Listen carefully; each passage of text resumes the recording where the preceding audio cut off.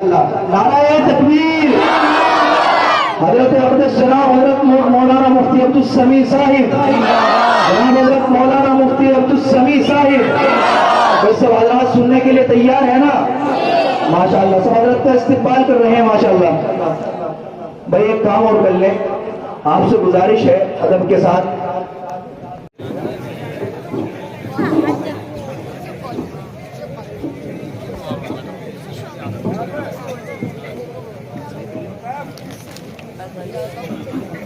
ویسے ہی ہے آپ کو بھی نیچے جی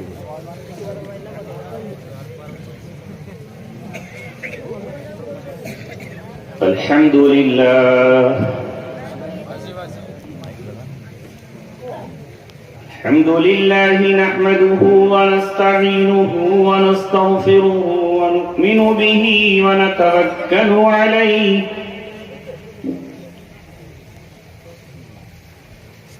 ونعوذ بالله من شرور أنفسنا ومن سيئات أعمالنا من يهده الله فلا مضل له ومن يضلله فلا هادي له ونشهد أن لا إله إلا الله وحده لا شريك له ونشهد أن سيدنا وسندنا وشفيعنا وحبيبنا ومولانا محمدا عبده ورسوله وصلى الله عليه وعلى آله وصحبه وسلم تسليما كثيرا كثيرا أما بعد قال الله تبارك وتعالى في كتابه الكريم وما أرسلناك إلا رحمة للعالمين صدق الله العلي العظيم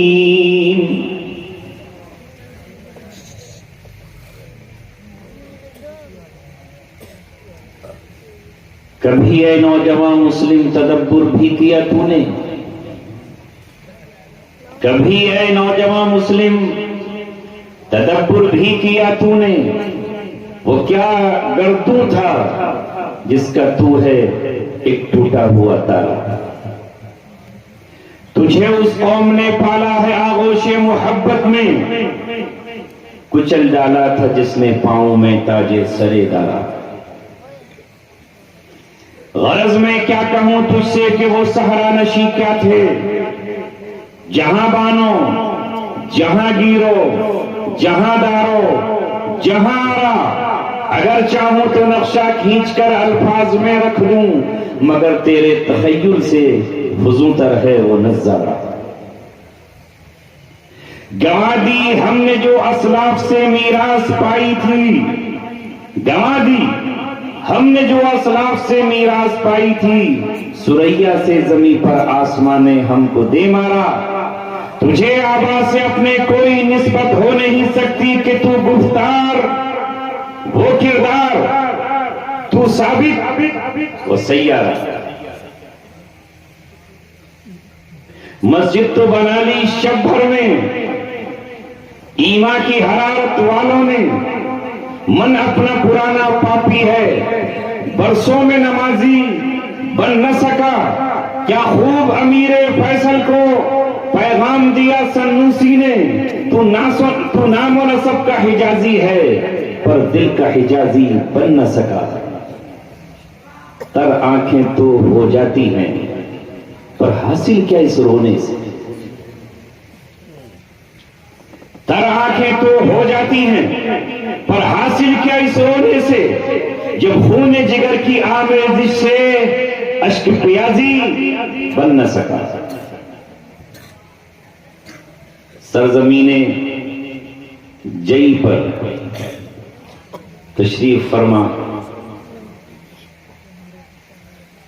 امت مسلمہ اور ملت اسلامیہ کے بے باک غیرت مند غیور نوجوانوں، اسٹیج پر تشریف فرما علماء کرام، شعراء عظام، حفاظ کرام، ائمہ مساجد اور مؤذنین، محتممین و مدرسین حضرات، میں آپ تمام حضرات کا دل کی اتاہ گہرائیوں سے شکر ادا کرتا ہوں کہ آج اس بزم میں بالخصوص ناظم جلسہ مولانا ولی اللہ صاحب اور حضرت مفتی آس محمد صاحب، یہ دونوں میری دہلیز تک، میرے غربت کدے تک پہنچ گئے۔ میں نے دامن بچانا چاہا، انہوں نے دامن ہی پکڑ لیا۔ میں نے ان سے چھٹکارا چاہا، مگر چھوڑنے کا نام ہی نہیں لیا۔ اور پھر آخر مجھے اس بستی کی پرانی یادوں میں، ماضی کے جھرونکوں میں یہ مجھے لے گئے، اور پھر مجھے یاد آیا کہ کتنی راتیں، کتنے دن، تہجد میں کتنے آنسو، اور تنہائیوں میں میں نے کتنی ایڑیاں رگڑی۔ مولا وہ کون سا دن ہوگا، وہ کون سی گھڑی ہوگی، وہ کون سی ساتھ ہوگی، وہ کون سا لمحہ ہوگا جب میں اپنے نوجوانوں کو دیکھ سکوں گا، پیارے بچوں کو دیکھ پاؤں گا، نعت نبی اپنے کانوں سے سن سکوں گا۔ اور کیا میں کبھی اس امت کو پھر سے خطاب کر پاؤں گا؟ کیا مجھے پھر سے مبارک مجلس سے مل پائیں گی؟ کبھی دل کہتا مل جائیں گی، کبھی اندر سے آواز آتی شاید نہیں، شاید حوض کوثر ہی پہ ملاقات ہو سکے، میدان محشر میں پہنچ سکوں۔ دیکھتا جن کو میں بچہ چھوڑ کر آیا تھا وہ جمع ہو گئے ہوں گے، سب کچھ بدل گیا ہوگا، جن کے کچے مکان تھے وہ پکے مکانوں میں رہ رہے ہوں گے، جو بچیاں تھیں ان کے نکاح ہو چکے ہوں گے، میں جن کے سر پہ ہاتھ رکھ کر آیا تھا وہ آج کسی مسجد کے امام ہو چکے ہوں گے۔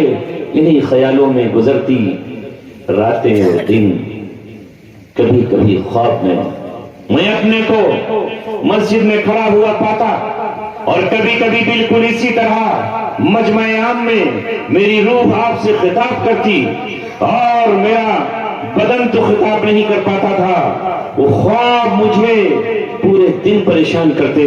میں ساتھیوں کو سناتا میں نے یہاں جیسا خواب دیکھا ہے، خواب ہی میں اپنی آواز کو بلند کرتا، مگر وہ آواز گھٹ کے رہ جاتی تھی۔ آج میری آنکھوں کو اور میرے دل کو یقین نہیں آ رہا ہے کہ اس اللہ نے میرے خوابوں کو شرمندہ تعبیر کیا، اور آپ کی دعاؤں کو اللہ تعالیٰ نے درجہ مقبولیت عطا کیا۔ میں کل جب یہاں حاضر ہوا تھا تو یہ عمارت نہیں تھی، اور سبحان اللہ اتنا عظیم مجمع، اس میں کثیر تعداد نوجوانوں کی ہے۔ محبت مجھے ان جوانوں سے ہے ستاروں پہ جو ڈالتے ہیں کمن، عقابی روح جب بیدار ہوتی ہے جوانوں میں، نظر آتی ہے ان کو اپنی منزل آسمانوں میں۔ نہو نومیدی زوال علم و عرفہ ہے، امید مرد مومن ہے خدا کے رازدانوں میں۔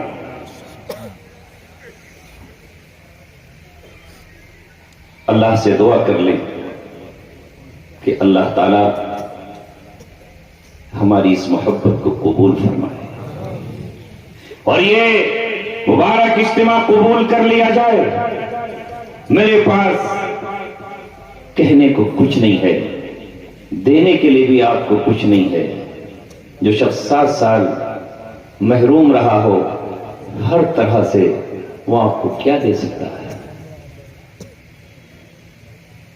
نہ کتابیں دستیاب، جن کا مطالعہ کرتے، نہ لٹریچر موجود جسے پڑھتے، نہ وہاں کوئی ایسے سادھن کہ سن کر ہی یاد کر لیتے، بس دل کا قرار، آنکھوں کا سکون اور دل کی تشفی اگر کسی چیز میں تھی تو وہ اللہ تبارک و تعالیٰ کی کتاب قرآن مقدس تھا، جس سے باتیں کرتے ہوئے، جس کے ترجمے میں کھو کر، جس کے الفاظ کو پڑھ کر، جس کے الفاظ کو رٹ کر، جسے سینے سے لگا کر دوسرے ساتھیوں کو منتقل کر کے اپنا دن صبح اور شام کٹ رہی تھی۔ واقعی اللہ تبارک و تعالیٰ کی کتاب عظیم ترین کتاب ہے۔ یہ کتاب جس کا ساتھی بن جائے وہ پھر دنیا میں اکیلا نہیں، وہ تنہا نہیں، وہ فرش پر ضرور بیٹھا ہے، مگر یہ کتاب اسے جب وہ پڑھتا ہے تو بار بار اسے عرش پہ لے جاتی ہے اور اللہ تبارک و تعالیٰ سے اس کی ملاقات ہوتی ہے، کیونکہ وہ اللہ کا کلام ہے۔ اور جب اللہ کا نام لیتا ہے اور اللہ تبارک و تعالیٰ پھر اس سے اپنے کلام کی گفتگو کرتا ہے تو وہ اس دنیا میں کہاں رہتا ہے؟ وہ کبھی جنت کی سیر کرتا ہے، کبھی وہ جنت کی حوروں کو دیکھتا ہے، کبھی جنت کے ملائکہ کا تصور اس کے ذہن میں آتا ہے، اور کبھی وہاں کے حور و غلمان اس کے تصور میں آتے ہیں۔ جنت کی نہروں کا جب وہ پڑھتا ہے تذکرہ تو ان نہروں میں کھو جاتا ہے۔ وہ جنت کی نہروں کو جب دیکھتا ہے، قرآن میں لکھا ہوا کہ وہاں شراب کی نہریں ہیں، وہاں دودھ کی نہریں ہیں، وہاں صاف و شفاف پانی کی نہریں ہیں، تو وہ جنت میں کھو جاتا ہے۔ اسے معلوم ہوتا ہے کہ جنت میں ایسی حوریں ہیں کأنہن الیاقوت والمرجان، کہ وہ یاقوت جیسی ہیں اور مرجان جیسی ہیں۔ تو وہ دنیا کی ان کالی کروٹی عورتوں سے عشق و محبت کیوں کرے؟ یہ تو وہ لوگ ہیں جن کی آنکھوں پر پردہ پڑا ہوا ہے اور جنہیں وہاں کی حوروں کا علم نہیں ہے۔ دنیا کی شراب وہ مسلم نوجوان اپنے ہونٹوں سے کیوں لگائے گا اور وہ اپنے ہاتھوں میں کیوں اٹھائے گا، وہ اپنے حلق سے نیچے کیوں اتارے گا؟ جسے یقین ہو کہ وہ جنت کی شراب کا منتظر ہے، بس اتنی ہی دیر ہے کہ ابھی ملک الموت آ جائے اور بس وہ چل پڑے۔ جسے یقین ہو کہ وہ جنت میں شراب پیے گا، اس گندی شراب سے وہ اپنی زبان کو کیوں محروم کرے گا؟ جسے اس بات کا یقین ہو کہ محمد رسول اللہ اپنی حوض پر کھڑے ہوں گے اور ہم پیاس کی عالم میں جب پہنچیں گے تو وہ حوض کوثر اسی زبان کو نصیب ہوگا جو زبان دنیا میں حلال کھاتی ہے اور حرام سے اپنے کو بچاتی ہے، وہ زبان جو نشے سے ناپاک نہیں ہوتی اور حلال چیزیں استعمال کرتی ہے، وہ حوض کوثر کی طلب میں اس دنیا کے جاموں کو ٹھکرائے گا۔ اور جس طرح ایک مسلمان روزے میں جائز ہوتے ہوئے پانی کا استعمال نہیں کرتا، جائز ہوتے ہوئے کھانے کا استعمال نہیں کرتا، جائز ہوتے ہوئے پھلوں کا استعمال نہیں کرتا، اسی طرح ایک مسلمان اس یقین کے ساتھ ان چیزوں کا رمضان کے باہر بھی استعمال نہیں کرتا جو اس کے رب نے اس پہ حرام قرار دیا۔ آنے والا مہینہ اسی کی تو پریکٹس ہے، اسی کی تو ریہرسل ہے، اسی کی تو تیاری ہے۔ جائز چیزوں سے رک جاؤ۔ الصوم رکنا ہے، ہوا امساک عن الاکل یعنی الثلاث، تین چیزوں سے رکنے کا نام روزہ ہے اسلامی شریعت اور اسلامی نظام میں، اسلامی قانون میں۔ کیا تین چیزیں؟ عن الاکل کھانے سے، والشرب پینے سے، والجماع اور خواہش نفس کو جائز طریقے سے پورا کرنے سے، من الصبح الصادق الى غروب الشمس، صبح صادق سے لے کر سورج کے ڈوبنے تک نیت کے ساتھ، بغیر نیت کے نہیں۔ ایک مہینہ اللہ تبارک و تعالیٰ نے اپنے ماننے والوں سے کہا، قرآن کے ذریعے کہلوایا اور سب کو پیغام دیا، جو بالغ مرد عورت ہیں وہ روزہ رکھیں۔ جب ایک مسلمان جائز ہوتے ہوئے پانی پانی، شربت، کھانا، دنیا کی ساری نعمتیں، رکتا ہے کبھی 14 گھنٹے، کبھی 18 گھنٹے، کبھی 15 گھنٹے، ایک قطرہ حلق سے نہیں اتار سکتا۔ رات کی تنہائی میں بھی، دن کے اجالوں میں بھی، کمروں میں بھی، بیوی کھانا بناتے ہوئے، عورتیں روٹی پکاتے ہوئے چکھ بھی نہیں سکتی ہیں، اور ایک قطرہ بھی اپنے حلق سے نیچے نہیں اتارتی۔ حالانکہ شوہر موجود نہیں ہے، بیٹا موجود نہیں ہے، کچن میں باورچی خانے میں اکیلی کھڑی ہے، مگر یہ کون ہے، یہ کس کی ذات ہے جو ان کو روکتی ہے؟ یہ ہے اللہ تبارک و تعالیٰ کی ذات کہ معصوم بچے بھی ہمارے روزہ رکھتے ہیں اور وہ بھی ان تمام چیزوں سے پرہیز کرتے ہیں اور بچتے ہیں۔ اے مسلمانوں، میرا آپ سے سوال یہ ہے کہ تم جس دین کو مانتے ہو، جون اور جولائی کے روزے آپ نے رکھے ہیں، پچھلے سال کتنی سخت گرمی تھی، رمضان میں آپ نے رکھے ہیں، جب تم ایک مہینہ یہ کنٹرول کر سکتے ہو اور کرنے پر قادر ہو اور دنیا کی قوموں کو کر کے دکھاتے ہو، وہ حیرت زدہ ہوتے ہیں کہ تمہارا روزہ ایسا ہے جس میں تم ایک قطرہ، ایک دانہ، ایک لقمہ نہیں چکھ سکتے، پھل کا ایک قطرہ نہیں کھا سکتے۔ ہم تو کبھی بھی ایسا روزہ نہیں رکھ پائیں گے۔ تو وہ تمہیں کتنا مضبوط سمجھتے ہیں، جمع بھی ہو اور مرد بھی جمع ہو، نیا نکاح ہوا ہو، مگر اس وقت بھی ہم اپنے کو پوری طرح کنٹرول کر کے دکھاتے ہیں۔ تو اللہ یہی تو کہتا ہے، یہ طاقت، یہ انرجی، یہ قوت، یہ تمہیں پورے سال کے 11 مہینے کرنی ہے۔ جو چیز جائز ہے بس اسی کا استعمال کرنا ہے اور ناجائز سے اپنے آپ کو روک کر کنٹرول کرنا۔ اس کا نام ہے مومن، اس کا نام ہے مسلمان۔ مگر ذرا نوجوانوں، اپنے معاشرے کو دیکھو اور آج اپنے سماج کو دیکھو، اتنا سخت روزہ رکھنے والا کہیں بھی بھٹک رہا ہے۔ کتنے نوجوان ہیں؟ کل تو میرا پور میں ایک نوجوان مجمع عام میں نشے پر ہی بول رہا ہوں، شراب پہ بول رہا ہوں، ابلیس اس کو شراب پلا کر لایا اور میرے سامنے لا کر کھڑا کر دیا۔ میں ماں باپ کے حقوق پہ بول رہا ہوں، ماں باپ کی عظمت پہ بول رہا ہوں، اللہ نے ماں باپ کے کیا ذمہ داریاں تمہارے سپرد کی ہیں اس پہ بول رہا ہوں، اور اپنے باپ سے آ کر کہتا ہے تم بھی تقریر کر لو جا کے کرسی پہ۔ مجمع عام میں آیا گیا، یہ حیرت زدہ ہے معاملہ۔ 2 دن پہلے آپ کے قریب ہی میں ہے لالوں کا گاؤں لالیانہ، یہاں سب کے سب لال ہیں، ہے نا لالیانہ؟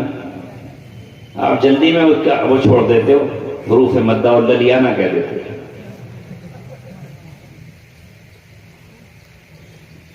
وہاں پر بتایا وہاں کے علماء نے، یہاں شراب عام چل رہی ہے، علل اعلان ڈنکے کی چوٹ چل رہی ہے، اور نوجوان جام شراب پی کر بدمست پھر رہے ہیں، اور کوئی ان کو ہی پوچھنے والا نہیں ہے کہ آپ کون ہو کیا۔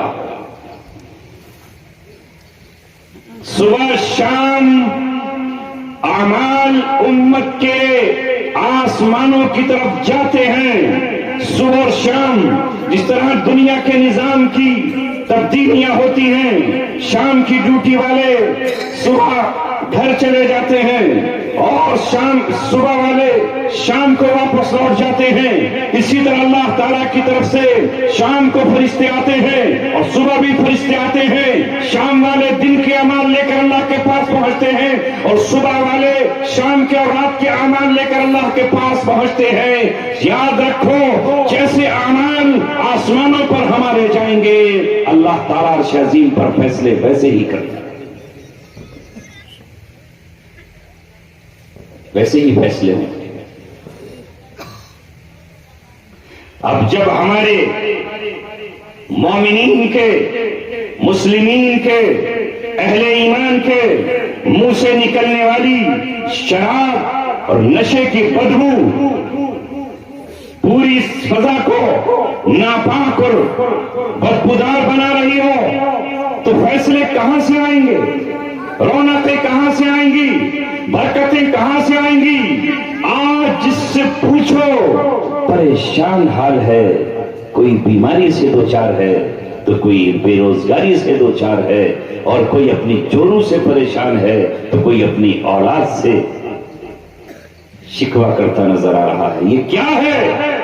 सब कुछ होते हुए सुकून छिन गया, सब कुछ होते हुए राहत खत्म हो गई, माल होते हुए दिल की बेकरारियां मौजूद हैं। नहीं आएगा करार, करार वही मिलेगा जहां 1400 बरस पहले अल्लाह तबारक व तआला ने हमको कहा था, अला बिज़िक्रिल्लाहि तत्मइन्नुल कुलूब, दिलों का इत्मीनान, दिलों का चैन, दिलों की राहत, दिलों का सुकून चांदी के खनकते हुए सिक्कों में नहीं है, सोने के शर्फियों में नहीं है, दिरहम और दीनार में नहीं है, डॉलर में नहीं है, यूरो में नहीं है, किसी करेंसी में नहीं है। अगर दिल का सुकून चाहते हो तो अल्लाह का जिक्र करने लगो, कुरान पढ़ने लगो, याद इलाही में मसरूफ हो जाओ, नमाज में खड़े हो जाओ, फिर देखो दिल में कैसा सुरूर और सुकून आता है।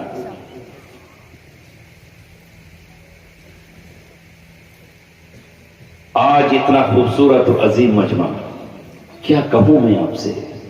इसलिए मैंने अपने मौला से कहा, ऐ मेरे रब, कुछ नहीं है मेरे पास, मगर ये नौजवान मुझसे तलब करते हैं कि हमें कुछ दो, ये बुजुर्ग मुझसे कहते हैं हमें कुछ देकर जाओ, हमें कुछ सुना कर जाओ।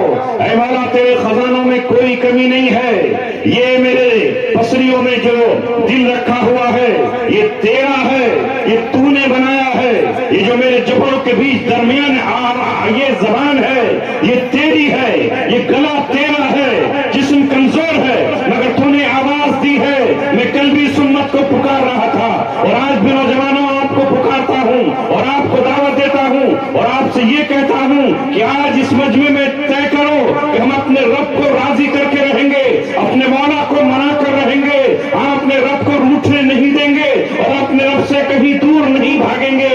जिस नबी की शान में अभी आप नात सुन रहे थे, उस पर झूम रहे थे, उस पर आप हाथ उठा रहे थे, यहां तक कि आपने पैसों की बरसात भी की मोहम्मद रसूलुल्लाह की मोहब्बत में। ये आपका जज्बा काबिल कबूल है, ये आपका अमल काबिल कबूल है, ये आपका फेल अल्लाह के यहाँ मकबूल है, मगर खारिज से काम नहीं चलेगा।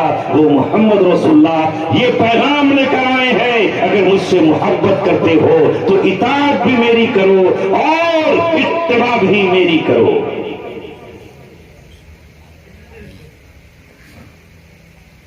न खाली मोहब्बत से काम चलेगा और न खाली इताअत ही से काम चलेगा। आप कहिए फिर काय से काम चलेगा बाबा, कहोगे ना? आपने तो कहा इताअत से काम चलेगा खाली और ना मोहब्बत से काम चलेगा, तो फिर काय से चलेगा बताऊं या कल के लिए उधार रख लूं? बोलना पड़ेगा जय वालों। दोपहर हम एक ऐसी जगह थे जहां लोग बोल ही नहीं रहे थे, उनकी पता नहीं क्या सांप सूंघ गया था, रात उधर आ गया था कि कोई बड़ा सा। ये तकरीर कोई खुद नहीं करता, आपकी वजह से होती है। जब तुम दस्ते सवाल दराज करते हो, जब मौला से लो लगाते हो और जब उससे मांगते हो, तो जब तुम्हारा निकाह नहीं होता तो हसीन खूबसूरत बीवी मांगते हो कि अल्लाह निकाह करा दे, तो अल्लाह आपको बीवी अता करता है। और जब किसी को बीवी मिल जाती है तो साल 2 साल के बाद वो अल्लाह से कहता है आंगन में कोई फूल खिला दे, बेटा ही अता कर दे। और अगर बेटे में ताखीर हो रही है तो ऐ मौला बेटी ही अता कर दे।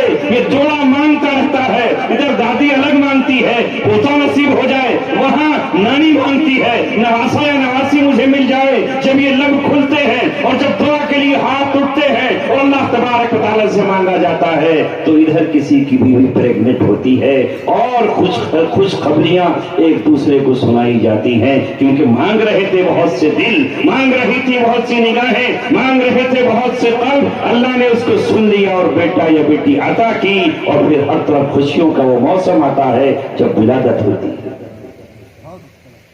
एक किसान अपने खेत में दाना छुपा कर आता है, اور رات کو سوچتا ہے کہ اللہ میرے بیج خراب نہ ہو جائیں، میرا دانا گل نہ جائے. آپ تو گنا زیادہ لگاتے ہو، آپ سوچتے ہو کہ اس کی پوئیوں پر جو گانٹھیں ہیں وہ خراب نہ ہو جائیں. ہر گانٹ سے پودا اگنا چاہیے. ایک دن جا کے اگلی صبح پھر دیکھتا ہے، بعض پودے اگلے دن ہی نکل آتے ہیں، بعض 3 دن کے بعد نکل آتے ہیں. یہ چاہے زبان سے نہ کہہ رہا ہوں، مگر دل کی ہر دھڑکن اور سانس، ہر سانس یہ کہہ رہی ہے مولا میرا گنا صحیح سے اگنا چاہیے، میرا گیہوں پورا اگنا چاہیے، میرے دھان اگنے چاہیے. اور 3-4 دن کے بعد جب وہ کھیت میں جاتا ہے، نئی نئی کوپریں نکلتی ہیں، تو اس کے دل سے اللہ کا شکر ادا ہوتا ہے. اللہ خالی زبان نہیں، وہ تو دل کی زبان بھی جانتا ہے نا. کچھ چیزیں ایسی ہیں جو دل سے مانگی جاتی ہیں. دنیا میں اللہ کے علاوہ کوئی آپ کے دل کے حال کو نہیں جانتا، مگر ہاں دل کو بھی جانتا ہے.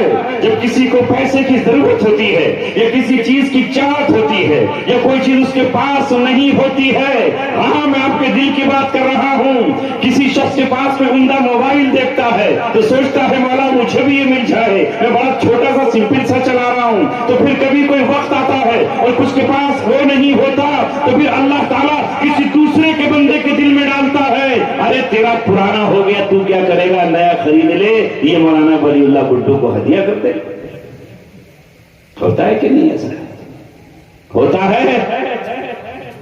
تو یہ دل میں جو بات آتی ہے، اس لیے کسی شاعر نے اللہ کے بارے میں بہت اچھا کہا ہے، تو دل میں تو آتا ہے سمجھ میں نہیں آتا. تو دل میں تو آتا ہے سمجھ میں نہیں آتا. میں جان گیا تیری پہچان یہی ہے. مگر یہاں یہ بھی بتا دوں کہ اللہ ہر دل میں نہیں آتا. تم بھی تو ہر جگہ نہیں جاؤ گے، ہر جگہ چلے جاؤ گے. بعض دفعہ لوگ آپ کو بلائیں گے پھر بھی نہیں جاؤ گے، اور بعض کے یہاں خود چلے جاؤ گے، فون کر کے کہو گے آ رہا ہوں. تو اللہ تعالیٰ کہاں جائے گا، کس کے پاس جائے گا؟ سچی بات یہ ہے کہ اللہ مومن کے دل میں جائے گا، اور مومن کے اس دل میں جائے گا جس دل میں اللہ تبارک کا کوئی دوسرا ہمسر نہ بیٹھا ہو، کوئی دوسرا شریک نہ بیٹھا ہو. اللہ تعالیٰ شرکت کو گوارا نہیں کرتا. اللہ تبارک و تعالیٰ شرک کو گوارا نہیں کر سکتا، کیونکہ وہ یکتا ہے، اکیلا ہے، واحد ہے، تنہا ہے. وہ اللہ تبارک و تعالیٰ اکیلا تمام دنیا کا مالک ہے، اس لیے اسے ادنا سی شرکت گوارا نہیں ہے. وہ یہ بھی گوارا نہیں کرتا کہ کوئی رسول کو اس کے ساتھ شریک ٹھہرائے، اس کے پیغمبر کو اس کا شریک ٹھہرائے. اللہ کبھی گوارا نہیں کرتا کہ فرشتوں کو وہ اس کا شریک ٹھہرائے، اس لیے کہ سب اس کی مخلوق ہے. نعرہ تکبیر، زور سے بولے نعرہ تکبیر. تو اللہ تبارک و تعالیٰ کس کے ساتھ ہوتا ہے اور کس دل میں ہوتا ہے؟ وہ اس دل میں ہوتا ہے جو دل دنیا کی محبت سے پاک ہو، غیر اللہ کی محبت سے پاک ہو، ان نقلی محبوبوں اور معشوقوں کی محبت سے پاک ہو. ورنہ اس دل میں رہتا ہے جو دل حسد سے پاک ہو، جو کینے سے پاک ہو، جو بغض سے پاک ہو. وہ دل جس میں تکبر نہ ہو، بڑائی نہ ہو، فخر نہ ہو، غرور نہ ہو، اس دل میں اللہ تبارک و تعالیٰ رہتا ہے. جو دل بالکل خالی ہو اور خالص اللہ تبارک و تعالیٰ کے لیے ہو. لیکن یہ اللہ تبارک و تعالیٰ ہے، وہ جس کو چاہے منتخب کر لے، وہ جس کو چاہے اپنا بنا لے. جب وہ کسی کو اپنا بنانے پر آتا ہے تو پھر اس کے دل سے ان چیزوں کو نکال پھینکتا ہے اور اس کے دل کو توڑ ڈالتا ہے. اس لیے کہ جب دل ٹوٹے گا تو اندر سے چیز رکھی ہوئی تھی وہ سب کی سب باہر نکل کے چلی جائے گی. اس لیے اللہ نے فرمایا انا عند المنکسرۃ قلوبہم، میں ان کے دلوں میں رہتا ہوں جن کے دل ٹوٹے ہوئے. دل توڑ کر اللہ پہلے وہ سب چیزیں نکالتا ہے، پھر اللہ تبارک و تعالیٰ اس میں جلوہ نما ہوتا ہے،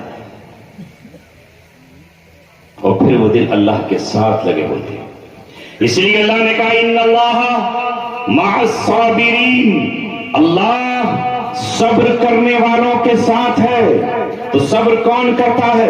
جس پہ کوئی مصیبت آئی ہو، جس پر کوئی تکلیف آئی ہو، جس کا کچھ چھن گیا ہو، جس کا کوئی مر گیا ہو، جو بہت زیادہ پریشان حال ہو، جس کی تجارت بند ہو گئی ہو، ہر وقت اس کی آنکھ میں آنسو ہو اور دل غم زدہ ہو، نگاہیں اس کی پریشان حال ہو، لہذا جب ان حال میں ہوتا ہے تو وہ کیا تکبر کرے گا، وہ کیا غرور کرے گا، وہ کیا فخر کرے گا، وہ تو ابھی رونے دھونے میں لگا ہوا ہے۔ اس لیے اللہ فرماتا ہے ان اللہ مع الصابرین، اللہ صبر کرنے والوں کے ساتھ ہے۔ بعض دفعہ زمانہ ہنستا ہے کسی کے حال پر، لیکن اس وقت اللہ تبارک و تعالیٰ اس کے ساتھ ہوتا ہے۔ تو میں بھی آپ سے عرض کر رہا تھا کہ خالی نہ محبت سے کام چلے گا اور نہ اطاعت سے کام چلے گا، پھر دونوں ایک ساتھ ہونی چاہیے، دونوں ایک ساتھ ہو اللہ تعالیٰ سے، تب کام چلے گا۔ بات آگے بڑھاؤں گا لیکن اس سے پہلے ایک بات اور بتا دوں۔ اللہ تعالیٰ نے دو طرح کے حق اپنے بندوں پر عائد اور نافذ کیے ہیں۔ ایک کا تعلق ہے اللہ تبارک و تعالیٰ کی ذات سے، جن کو کہا جاتا ہے کہ وہ صرف اللہ کا حق ہے، حقوق اللہ، اور دوسرے وہ حق ہیں جو اللہ تبارک و تعالیٰ نے بندوں پر عائد کیے ہیں، بندوں کے ہیں وہ اللہ ہی کا حق، مگر اللہ نے کہا ہے کہ یہ تمہارے بندے کا حق میں نے مقرر کیا ہے۔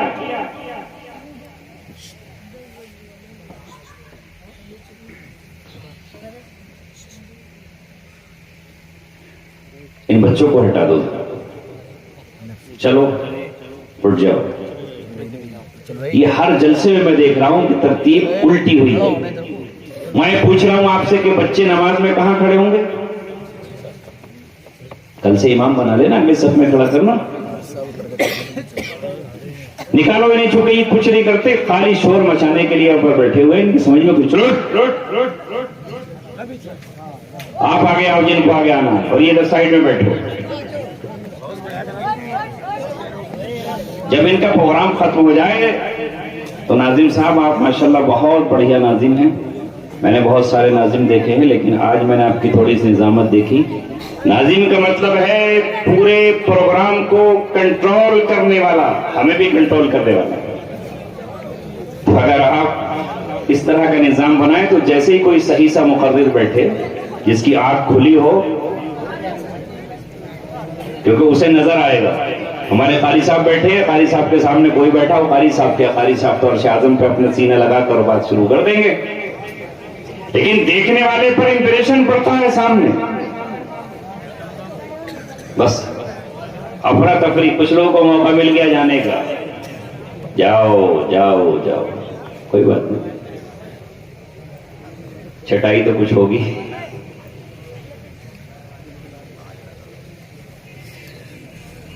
جو جا رہے ہیں چلے جائیں، کوئی روک نہیں رہا ہے، کوئی نہیں روک۔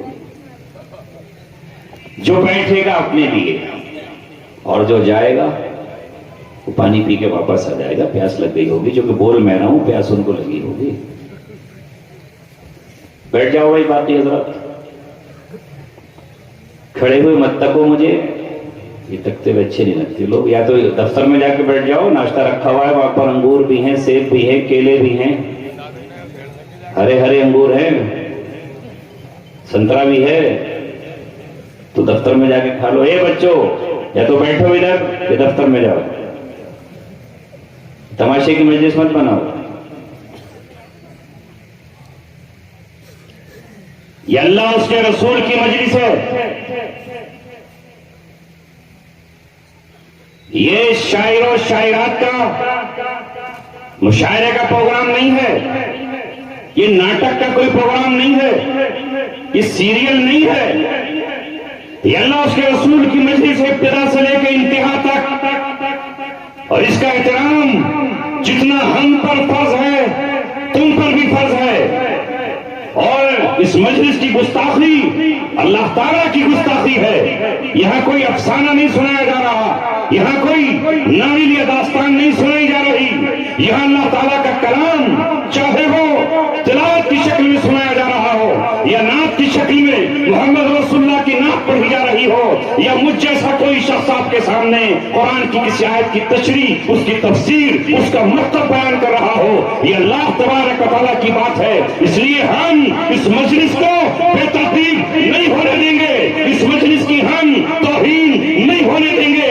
اللہ تبارک و تعالیٰ کی عظمت کی مجلس کو عظمت والا بنائیں گے، اس لیے کہ ہمارا رب عظمت والا ہے، اس کے نام کو ہم زمین پر گرنے نہیں دیں گے، اس کے نام کو ہم کوئی ناپاکی نہیں لگنے دیں گے، اس کے نام پر ہم کوئی چیز برداشت اور گوارا نہیں کریں گے جب تک ہم بولیں گے، جس مجلس میں رہیں گے اے اللہ تیری کبریائی کا بھی اعلان کریں گے، تیری تقدیس کا اعلان کریں گے، تیری تسبیح کا اعلان کریں گے، تیری تنظیم کا اعلان کریں گے۔ یہ زبان جب تک جاگے گی، جب تک بولے گی، تجھے پاک اور مقدس کرے گی، جہاں تیرا نام ہوگا وہاں گھنگرو صاف اور مزاح کو کبھی نہیں چلنے دیں گے۔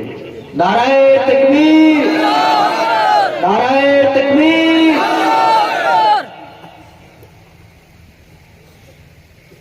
ہم کس مجلس میں ہیں اور کہاں ہیں، یہ ہمیں سوچنا ہے نوجوانوں۔ ہم ذریعہ ہیں اس بات کا کہ عذاب الہی کو روکنے کے لیے آپ کو توبہ کی تلقین کریں، اس لیے کہ عذاب الہی آیا چاہتا ہے، زمین پھٹنا چاہتی ہے، ویسے ہی جیسے اس نے ابھی ترکی میں پھٹ کے دکھایا ہے، یہ عذاب آنا چاہتا ہے پھر دوبارہ، جس طرح ابھی تم نے کورونا سے اپنے عزیز و اقارب کو مرتے ہوئے، تڑپتے ہوئے، منہ پر ڈھاکے لگائے ہوئے اور گھروں میں قید ہوتے ہوئے تم نے دیکھا ہے، مسجدیں محروم ہوئی، مسجدیں ویرانہ ہوئی، یہاں تک کہ خانہ کعبہ پر بھی تالے جوڑ دیے گئے اور خانہ کعبہ پر بھی طواف کو روک دیا گیا، مگر خانہ کعبہ رویا اور خانہ کعبہ نے اللہ کو پکارا، اے مولا میں تیرا گھر ہوں، میرا طواف زمانہ جاہلیت میں بھی نہیں رکا ہے، یہ آج کون لوگ ہیں جنہوں نے آج طواف کو روک دیا ہے؟ تو اللہ نے کہا بندے اگر تیرا طواف کرے نہ کرے، میرے ملائکہ طواف کرتے رہیں گے، اور ملائکہ کے ساتھ میں پھر ان پرندوں کو بھیج رہا ہوں جو کل تیری حفاظت کے لیے امرہا کے رسول پر آئے تھے۔ ساری دنیا نے وہ ویڈیو دیکھی ہے، اس قید خانے میں نے بھی وہ ویڈیو دیکھی کہ پرندے خانہ کعبہ کا طواف کر رہے تھے، نہیں کر رہے تھے۔ یہ مسجدوں نے پکارا اللہ کو، میناروں نے آواز دی، اس کی صفوں نے صدا لگائی، اس کی ممبروں میں محراب نے پکارا میں خالی ہو گئی، مولا اس عذاب کو دور کر دے۔ حج رک گیا، عمرہ رک گیا، حج بند ہو گیا تو خانہ کعبہ نے آواز دی، حجر اسود نے اللہ تبارک و تعالیٰ کو پکارا، مسجد نبوی سے آوازیں آئیں، رسول اللہ صلی اللہ علیہ وسلم کی زیارت رک گئی اور ریاض الجنہ میں بیٹھنا کم ہو گیا اور اصحاب صفہ کا چبوترا ترس گیا، تو اللہ تعالیٰ نے کورونا سے کہا ٹھہر، میں نے عبرت کے لیے بھیجا تھا، اور ساری دنیا کو بتا دیا، اپنی بڑائی کے دعوے کرنے والوں، اپنے آلات کا دعویٰ کرنے والوں، ساری دنیا کو اپنی مٹھی میں کنٹرول کرنے والا امریکہ نہیں کر سکا، لاشیں تڑپتی رہی، چائنا بے بس ہو گیا، ہندوستان جیسا ترقی یافتہ ملک دلی میں آکسیجن ختم ہوا، ڈاکٹر روتے تھے، بلبلاتے تھے، ڈاکٹر روتے تھے، آئے کہ آکسیجن بھیج دو، یہ حال ہو گیا۔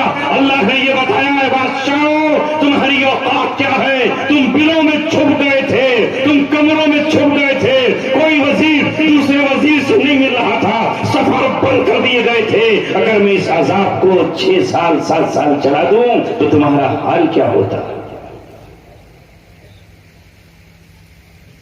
وہ ہے اللہ، اس کی قوت سے ہم سب کو ڈرنا چاہیے۔ کبھی بھی کسی بھی شکل میں عذاب الہی آ سکتا ہے، وہ کب رکتا ہے؟ جب اس کے محبوب زمین پر ہوتے ہیں، جب اس کے محبوب کی سنتیں زمین پر زندہ ہوتی، جب اس کا کلام پڑھ کر سنایا جاتا ہے، جب اس کی طرف لوگوں کو بلایا جاتا ہے۔ اس لیے دور حاضر میں یہ مدد سے بڑی غنیمت ہے. یہ اجلاس کہیں ہو رہے تھے؟ کر سکتے تھے؟ جمع ہو جاتے تھے؟ جب مسجد میں 5 کی گنجائش تھی تو یہاں یہ اتنا بڑا مجمع ہو جاتا. اس لیے اللہ تعالیٰ کا شکر ادا کریں، اہل ایمان بھی، اہل مدارس بھی، اور ہم سب اور تمام دنیا کی قومیں جو اللہ کو کسی نہ کسی شکل میں مانتی ہیں، ان سب کو اپنے پروردگار، اپنے پالنہار، اپنے خالق کا شکر ادا کرنا چاہیے، اور ہر طرح کے ظلم و ستم سے ہر ایک کو توبہ کرنی چاہیے، ورنہ اللہ تبارک و تعالیٰ کب کس پر عذاب مسلط کرتے ہیں. بچوں نے موضوع ہی تبدیل کر دیا. کوئی بات نہیں، میں نے تو پہلے ہی آپ سے کہا تھا وہاں سے جو ملے گا وہ میں آپ کو دوں گا. اللہ کے رسول نے فرمایا انما قاسم واللہ یعطی، میں تقسیم کرنے والا ہوں، دینے والی اللہ کی ذات ہے. اللہ چاہتا ہے اس مجمع پر اپنے پیار کی نظر، اور وہ یہ چاہتا ہے کہ اس کا پیغام آپ تک پہنچایا جائے. تو میں یہ عرض کر رہا تھا کہ محبت کے ساتھ اطاعت، اور اطاعت کے ساتھ ہو محبت. اس سے پہلے میں ایک بات آپ سے کہنا چاہتا تھا. کیا؟ اللہ نے 2 حق متعین کیے ہیں. ایک خالص اللہ کا حق ہے، یاد رہے گا، 2 باتیں تو یاد رہیں گی. ایک خالص اللہ کا حق ہے، اور دوسرا بندوں کا حق ہے، اس کی مخلوق کا حق ہے. جو ان دونوں کو ساتھ ساتھ ادا کرے گا وہ اللہ کا چہیتا اور پیارا بندہ ہے. جو ان میں سے ایک کو چھوڑ دے گا اللہ کی نظر میں اس کی کوئی حیثیت نہیں. آج یہی پریشانی ہے ہماری کہ ہم ایک حق پر تو لگے ہوئے ہیں. بڑی معذرت کے ساتھ کہہ رہا ہوں، کڑوی بات ہے، تلخ بات ہے، مگر سب کو پینا پڑے گی. ہم سبھی ہم نے اپنے 2 طبقے بنا لیے ہیں. عموماً ایک طبقہ تو اللہ تبارک و تعالیٰ کو بس راضی کرنے لگا ہے کہ میں اسی کے حق ادا کروں گا، اور وہ سمجھتا ہے کہ بس اللہ تبارک و تعالیٰ کا حق 24 گھنٹے مسجد میں رہوں، ہر وقت میرے ہاتھ میں تسبیحات رہیں، ہر وقت میں سجدے میں رہوں، ہر وقت میں بس اللہ کو یاد کرتا رہوں، دن بھر روزہ رکھوں اور رات کو قیام اللیل کروں، تو اللہ تبارک و تعالیٰ مجھ سے سب سے زیادہ راضی ہو جائے گا.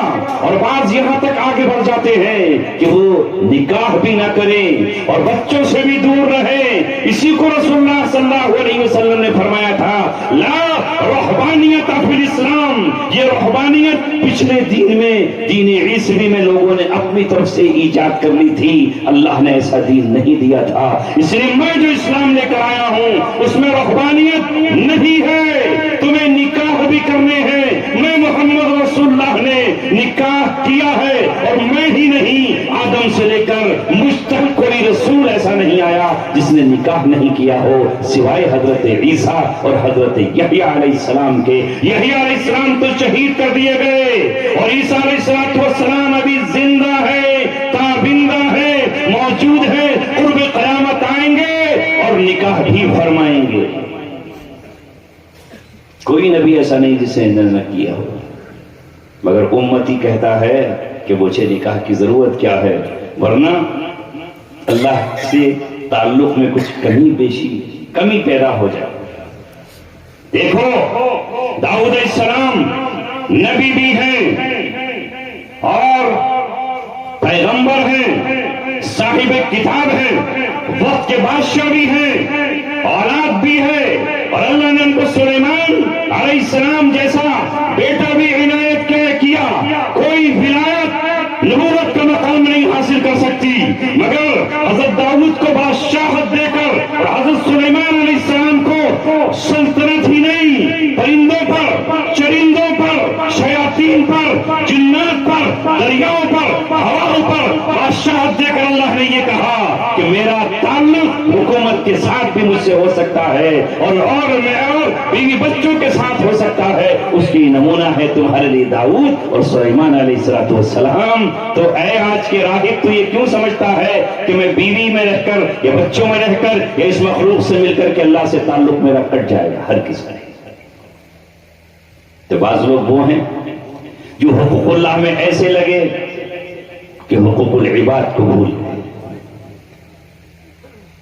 معاملات کی پرواہ ہی نہیں، کسی کا لے لیا تو دینے کا نام ہی نہیں، کیونکہ میں تو 5 وقتہ نمازی ہوں، تم 5 وقت کی پڑھتے ہو، میں تو 9 وقت کی پڑھتا ہوں، اللہ معاف فرمائے، میری تو اشراق قضا نہیں ہوتی، میں تہجد میں بھی اٹھ جاتا ہوں 3 بجے رات کے، بے شک یہ اللہ تعالیٰ کا آپ حق ادا کر رہے ہیں، اپنے اعمال میں اضافہ کر رہے ہیں، مگر اس نماز کے پڑھنے سے، اس تہجد کی ادائیگی سے اگر کسی کا 1 درہم تم نے نہیں دیا ہے لے کر، وہ معاف نہیں ہوگا، اگر کسی کا 1 کپڑا آپ نے نہیں دیا ہے وہ معاف نہیں ہوگا، اگر قرضہ تم نے لیا ہے اس کا قرض ادا نہیں کیا ہے تو لاکھ تم یہ سب کچھ کرتے رہو، اللہ تبارک و تعالیٰ جنت کے دربان سے کہے گا نو انٹری، اس کا داخلہ نہیں ہوگا جب تک اس کا قرض ادا نہ کر دیا جائے، یا تو قرضہ اس کی اولاد ادا کر دے یا قرضہ اس کی وراثت سے تقسیم کر دیا جائے، اس کو ٹھہرا کے رکھو، کیونکہ یہ بندوں کا حق مار کیا ہے۔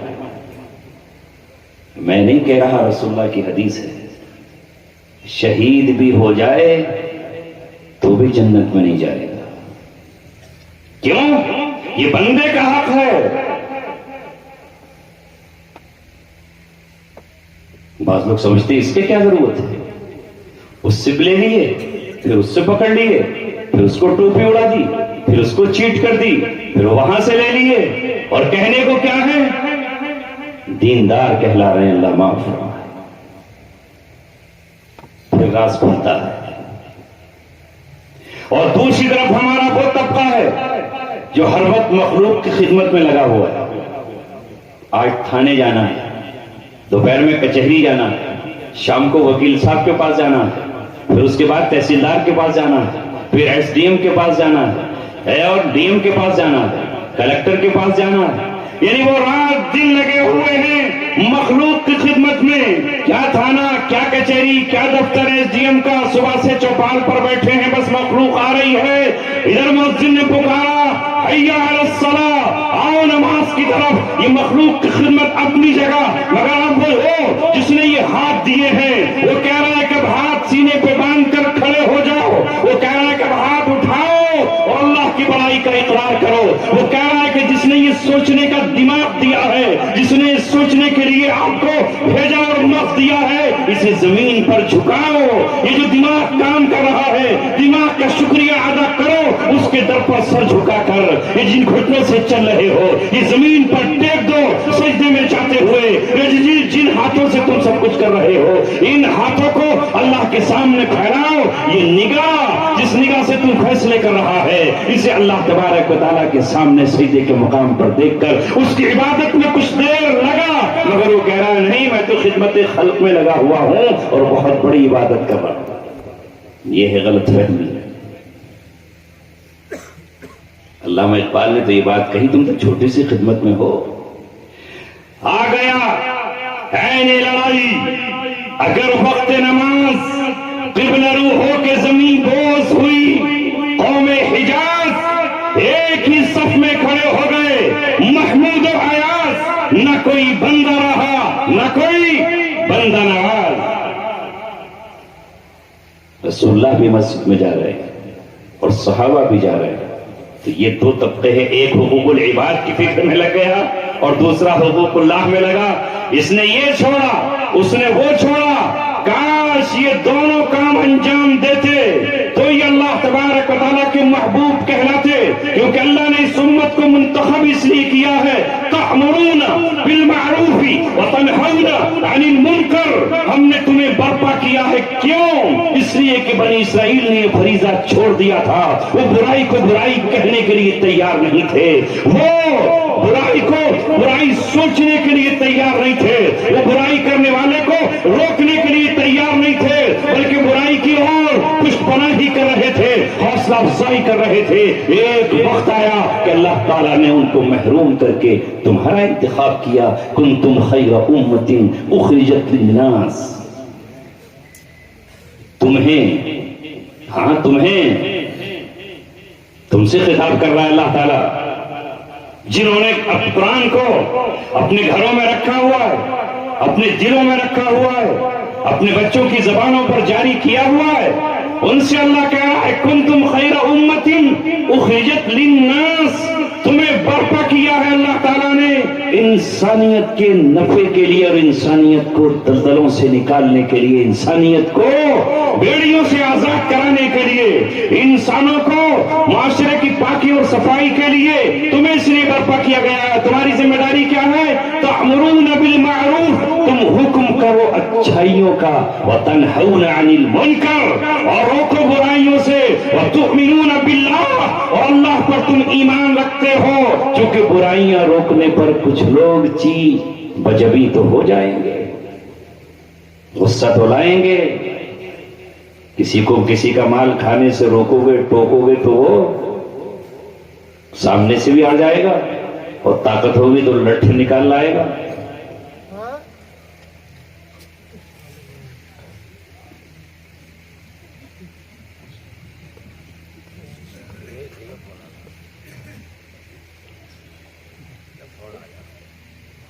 ٹھہر جاؤ، آئے ہو اس مجلس میں تو سب کو بھول کے آؤ.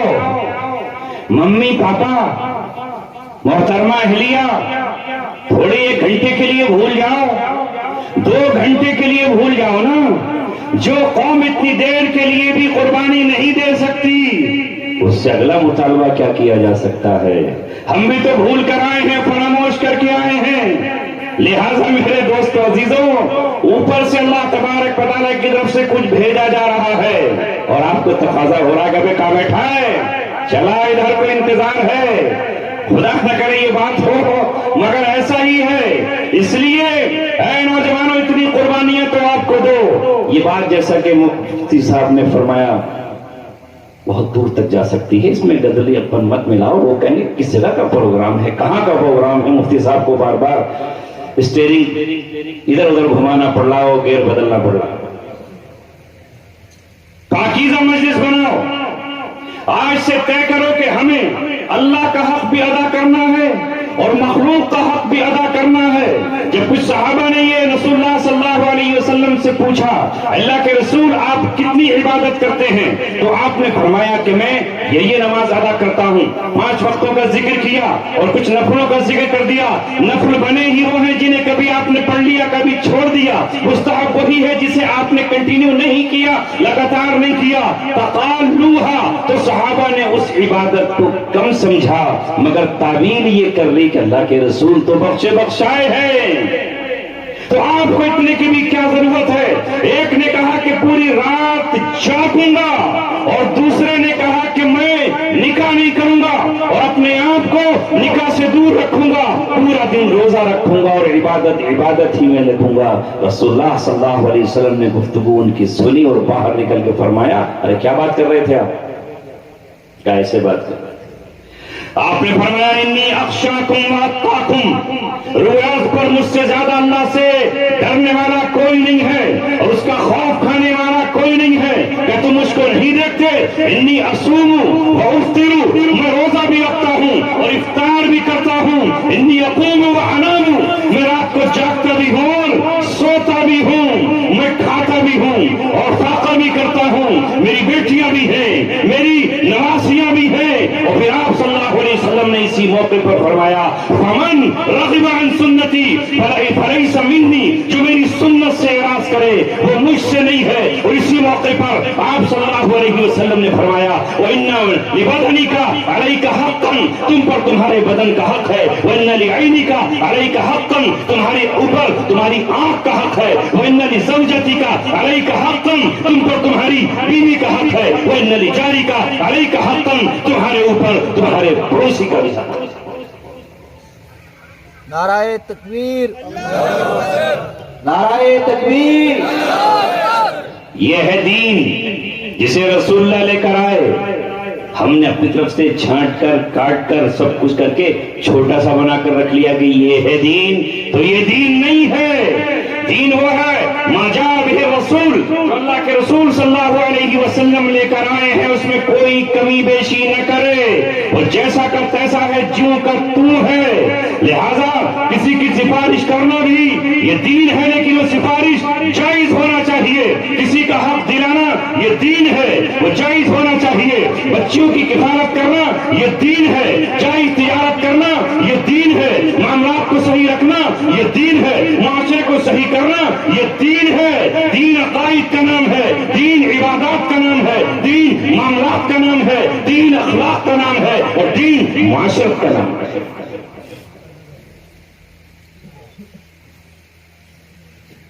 جسے صحابہ نے اور قرآن نے ہم کو سکھایا. برائیوں کو روکنا یہ ذمہ داری ہے آپ کی، مگر ہم روکنے والے کہاں ہیں؟ ہم تو آج برائیوں میں شریک ہو جانے والے ہیں.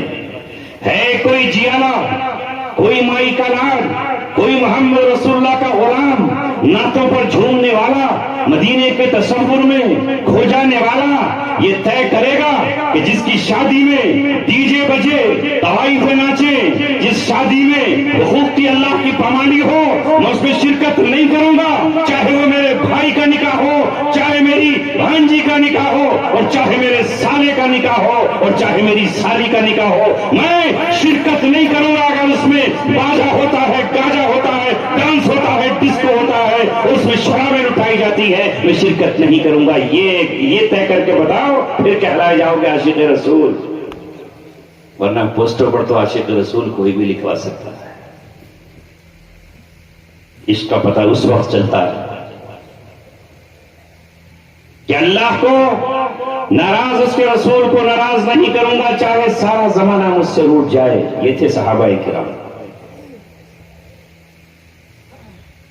آج اس مجلس میں عہد و پیمان اللہ سے کر کے اٹھو، سچے مسلمان بن کے اٹھو. پھر یہ آسمان تمہارے لیے روئے گا، یہ زمین تمہارے لیے دعا کرے گی، اللہ کے عرش کو اٹھانے والے فرشتے تمہارے لیے مغفرت کی دعا کریں گے اور اللہ سے آپ کے لیے سفارش کریں گے. ایسے بنو کہ فرشتے تمہاری سفارش اللہ تبارک و تعالیٰ سے کریں، چاہے تم 1 ہو، 1000 ہو، یا 5 اور 6 ہی کیوں نہ ہو. کثرت تعداد اللہ کے یہاں نہیں دیکھی. آ جاؤ پھر اس پر کہ محبت اور اطاعت ایک ساتھ ہو. 3 واقعے سناتا ہوں اور بات ختم. تھوڑے لمبے ہو جائیں گے، شارٹ میں سناؤں گا. شروع سے ہی سنا دیتا تو شاید اسی پہ بات چل پڑتی، مگر بہت کچھ کہنا ہے. بعض لوگ مجھ سے کہتے ہیں کہ آپ کا ایک موضوع نہیں رہتا. میں کہتا ہوں ایک موضوع میں کیسے رکھ سکتا ہوں؟ میں اس مجمع کے سامنے ہوں جہاں 40-50 منٹ میں مجھے بہت کچھ کہنا ہے. بزرگوں سے کہنا ہے، ماں سے کہنا ہے، بیٹیوں سے کہنا ہے، طالب علموں سے کہنا ہے، اپنے ہم عصر علماء سے کہنا ہے، اماموں سے کہنا ہے، معصوم بچوں سے کہنا ہے، اور کالج میں پڑھنے والے اپنے نوجوانوں سے، فیوچر کے کل کے آفتابوں سے مجھے کچھ پیغام دینا ہے. تو مجھے سب کچھ 30-40 منٹ میں سمیٹنا ہے. میں ایک موضوع پر کیسے چل سکتا ہوں؟ کوئی مجمع میں کچھ کیا بیٹھتا ہے، میں پھر اسی کچھ مجھے سنانا پڑ جاتا ہے. لہذا اللہ کے رسول صلی اللہ علیہ وسلم کی سیرت آؤ، پھر میں بھی آپ کو مدینے لے چلتا ہوں. ایک شخص ہے جس نے محبت کی آپ کے ساتھ انتہا کر دی تھی، اور وہ ہے آپ کے چچا ابو طالب. جب سے آپ کو پالا اور اپنی کفالت میں لیا، کبھی آپ کو یہ احساس نہیں ہونے دیا کہ آپ یتیم ہیں، آپ کی ماں نہیں ہے یا آپ کے باپ نہیں ہیں. ابو طالب نے اپنے بھتیجے کو اپنے جگر اور اپنا لہو دے کر سینچا تھا، اور اپنے بچوں کو بھوکا دیکھا، روتے ہوئے دیکھا، بلبلاتے ہوئے دیکھا، مگر بھتیجے کو ہمیشہ کھلکھلاتے ہوئے، مسکراتے ہوئے دیکھا. یہاں تک کہ ان کے مزاج کے خلاف اور ان کی طبیعت کے خلاف، ان کی قوم اور برادری کے خلاف، ان کے سرداروں کے خلاف جب محمد رسول اللہ نے لا الہ الا اللہ کا نغمہ سنایا اور مکے کی وادیوں میں بحران مچ گیا، تو ابو طالب آپ کے پشتیبان بن گئے اور آپ کے ایسے ساتھی بنے کہ آپ کے لیے آہنی اور لوہے کی دیوار. جب تک ابو طالب زندہ تھے۔ قریش کو ہمت نہیں کہ کوئی آپ کو ستا دے۔ جب پورے مکہ نے آپ کا بائیکاٹ کیا، کوئی ان سے لین دین نہیں کرے گا، کوئی ان سے شادی بیاہ نہیں کرے گا، کوئی ان کو غلہ تجارت کا نہیں دے گا، کوئی ان کو سوکھی ہوئی کھجوریں تک بھی نہیں دے گا، کوئی ان کو پناہ نہیں دے گا۔ محمد رسول اللہ پریشان ہیں، چند ساتھی آپ کے ساتھ ہیں، مگر اس وقت اس بوڑھے چچا ابو طالب نے یہ کہا، میرے بھتیجے غم کرنے کی ضرورت نہیں ہے، تیرے چچا کی ایک گھاٹی ہے شیب ابی طالب، ہم سب وہیں چل کر رہیں گے، تجھے اپنے ساتھ رکھیں گے، اور سارا عرب بھی مخالف ہو جائے تو تیرا چچا تجھ سے رخ نہیں موڑے گا اور تجھ سے کنارہ کشی نہیں کرے گا۔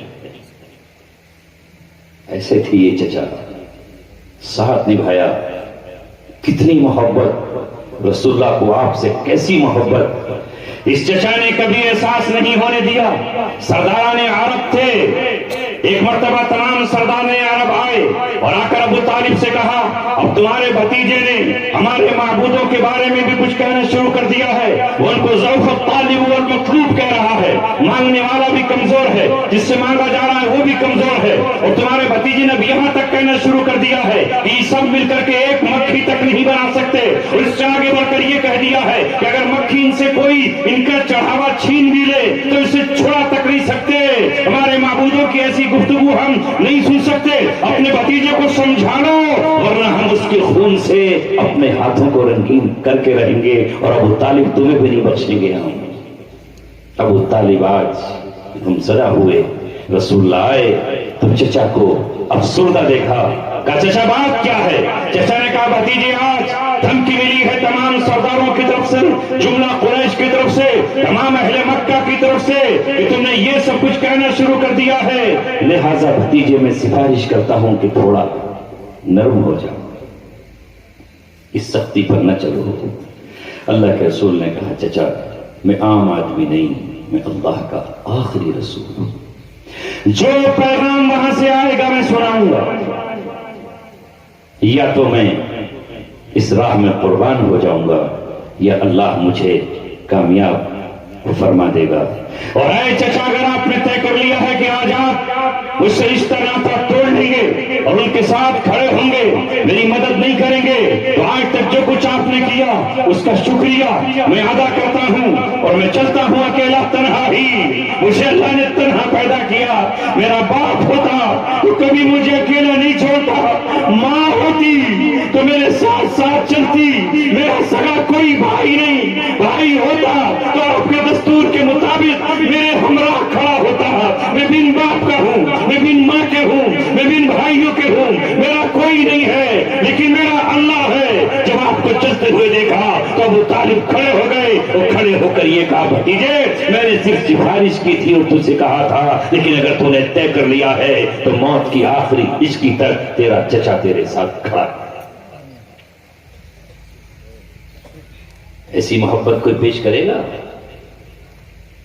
مگر یہ صرف محبت تھی، اطاعت نہیں تھی۔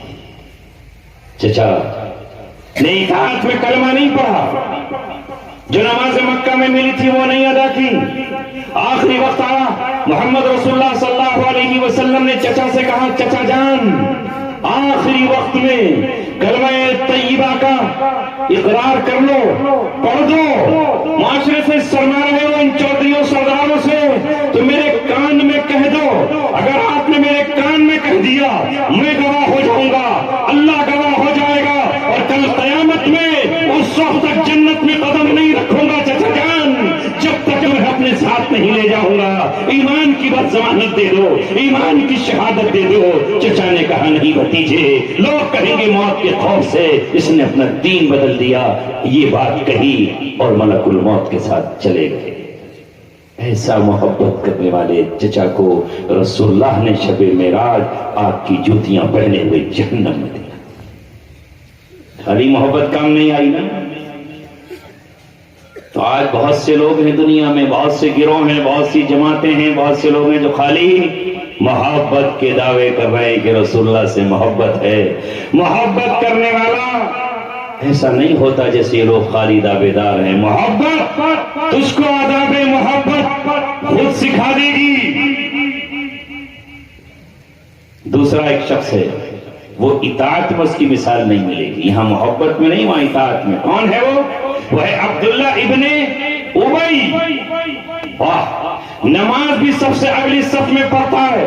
مسجد نبی میں جب آپ جاتے ہیں خطبہ دینے کے لیے تو ان سے پہلے کھڑا ہو جاتا ہے اور پوری قوم سے کہتا ہے یہ محمد رسول اللہ ہیں، ان کے آنے سے پہلے ہم آپس میں لڑتے تھے، جھگڑتے تھے، قتل کرتے تھے، ایک دوسرے کا خون بہاتے تھے، مگر یہ کیا ہے کہ ہماری تلواریں نیام میں ہو گئیں، مدینے میں امن و امان قائم ہو گیا، ان کی وجہ سے مدینہ ایک بہت بڑی طاقت اور قوت بن گیا جس نے تمام کے کسبن نکال کر پھینک دیے۔ دیکھو یہ تمہارا محسن ہے، دکھاوے کے لیے وہ یہ کرتا، نماز میں سر بھی جھکا تھا، اور جب زکات مانگی جاتی تو زکات بھی ادا کرتا، اور جب کہیں اسے دشمنوں کے مقابلے پر لے جایا جاتا تو ساتھ میں کھڑا بھی ہوا نظر آتا، مگر اس کی زندگی میں صرف اطاعت تھی، اندر سے رسول اللہ کی محبت نہیں تھی۔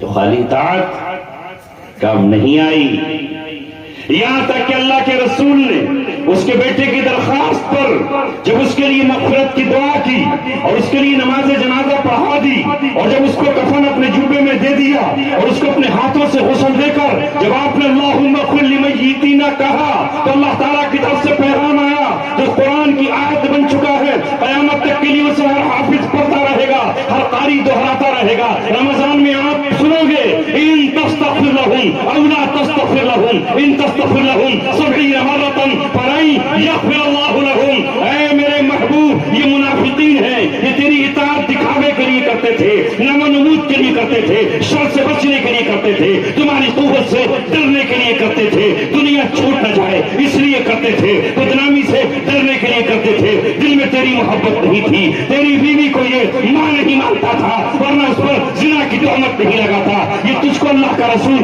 تسلیم نہیں کرتا تھا، اس لیے تیرا استغفار بھی اس کے کچھ کام نہیں آئے گا۔ اگر تو پوری زندگی میں استغفار کرے، 70 مرتبہ بھی تو استغفار کرے گا تو تیرا رب اسے معاف نہیں کرے۔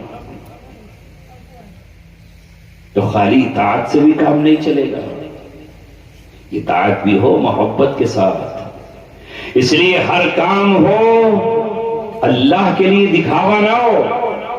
آج بہت سے کام دکھاوے کے لیے ہوتے ہیں، اللہ معاف فرمائے۔ تیسری ہے وہ جماعت صحابہ کی جس میں محبت کے ساتھ اطاعت بھی ہے۔ اس میں کس کس کا ذکر کروں؟ اٹھاؤ بکر صدیق کی زندگی، پڑھو عمر بن خطاب رضی اللہ تعالیٰ عنہ کے کارنامے، آؤ حضرت عثمان غنی رضی اللہ تعالیٰ عنہ کو دیکھو، حضرت علی مرتضیٰ کو دیکھو، ان کی اولاد حسن اور حسین کو دیکھو، حضرت رسول اللہ صلی اللہ علیہ وسلم کے چہیتے خالد بن ولید کو دیکھو، 1,25,000 صحابہ کرام کی زندگی اٹھاؤ جن کی زندگی میں محبت بھی تھی، اطاعت بھی تھی، دونوں چیزیں ساتھ ساتھ تھیں۔ یہی اللہ تبارک و تعالیٰ کو چاہیے۔ جب حضرت عمر سے کہا گیا کہ تم میں سے کوئی بھی اس وقت تک مومن نہیں ہوگا جب تک وہ مجھے اپنی جان سے بھی زیادہ محبوب نہ سمجھ لے، تو حضرت عمر نے کہا اللہ کے رسول ابھی تک آپ مجھے اپنی جان کے علاوہ دنیا کی ہر چیز سے محبوب تھے، مجھے بیٹی حفصہ سے زیادہ محبوب تھے، مجھے اپنے وطن سے زیادہ محبوب تھے، مجھے اپنی قوم سے زیادہ محبوب تھے، لیکن آپ جب آپ نے یہ کہا ہے تو اب آج سے میں اپنی جان سے زیادہ آپ کو محبوب سمجھتا ہوں۔ اس وقت اللہ کے رسول نے کہا الآن یا عمر، اب ہوئے کامل مومن۔ رسول اللہ نے فرمایا لا یؤمن احدکم، تم میں کوئی بھی مومن نہیں ہے، وہ مومن ہونے کا دعوے دار تو ہے لیکن میرے یہاں سے اسے سند صحیح معنی میں اس وقت ملے گی حتی اکون احب الیہ، حتی اکون احب الیہ من والدہ وولدہ والناس اجمعین، جب تک میں اسے محبوب نہ ہو جاؤں اس کے والد سے، اس کی اولاد سے اور تمام دنیا میں بسنے والی مخلوقات سے، انسانوں سے، جب جا کے وہ کامل مومن کہلائے گا۔ اب ذرا اپنی محبت کو توڑ لو، کتنی محبت ہے۔ کل صبح آئے گا وقت، آئیں گے لوگ آپ سے مانگنے کے لیے ذرا کچھ مال اللہ کی محبت میں دے دو، تو اس وقت پتا چلے گا کس کو کتنی محبت ہے۔ صبح کو آئے گا نماز کا وقت، پھر پتا چلے گا کہ کتنی محبت ہے، خالی جلسے کی محبت کافی نہیں ہے۔ آئے گا رمضان، پھر پتا چلے گا اس لیے میرے عزیزو، جسے محمد رسول اللہ سے محبت بھی ہو اور ساتھ میں اطاعت بھی ہو، اطاعت کا مطلب یہ ہے کہ جو انہوں نے کہا ہے وہ ہم سب کچھ کر گزریں۔ اگر نماز کا حکم دیا ہے تو نماز ادا کریں، اور انہوں نے زکوٰۃ کا بھی ہمیں حکم دیا ہے تو زکوٰۃ ادا کریں۔ انہوں نے بیوی کے ہم پر حقوق عائد کیے ہیں تو ہم اس کا بھی حق ادا کریں۔ اولاد کے ہم پر حق ہے، ہم ان کا حق ادا کریں۔ پڑوسیوں کے ہم پر حق ہے، ہم ان کا حق ادا کریں۔ جو کچھ ہم سے قرآن میں اور حدیث میں کہا گیا ہے اس کو بھی ہم ادا کرتے رہے۔ اللہ کا حق اللہ کو دیتے رہے اور مخلوق کا حق ہم مخلوق کو دیتے رہے، تب جا کر کے اللہ تبارک و تعالی ہم سے راضی ہوگا۔ آج کی اس مجلس میں، اس بزم میں اتنے ہی اللہ نے مجھے بولنے کی اجازت دی۔ جو میرے پاس آیا اور میں نے آپ کو دے دیا، جو نہیں ملا وہ پھر کبھی اللہ تبارک و تعالی تمام اس پورے مجمع کا میں شکر گزار ہوں۔ اور اے اللہ، سب سے بڑھ کر میں تیرا شکریہ ادا کرتا ہوں کہ تو نے مجھے زندہ بھی رکھا، سلامت بھی رکھا، ان لوگوں کے دلوں میں محبت بھی قائم فرمائی۔ میرے الفاظ اور اس امت کی قربانی اکٹھے قبول فرما، ہماری آنکھیں اور آنسو اور ان سب کی دعائیں اللہ قبول فرما۔ اس کے بعد بھی جلسہ چلے گا، مجلس اسی طرح آپ قائم رکھیں۔ ہو سکتا ہے کہ میں اپنی مجبوری کی وجہ سے یہاں سے نکلوں۔ وآخر دعوانا الحمدللہ رب العالمین۔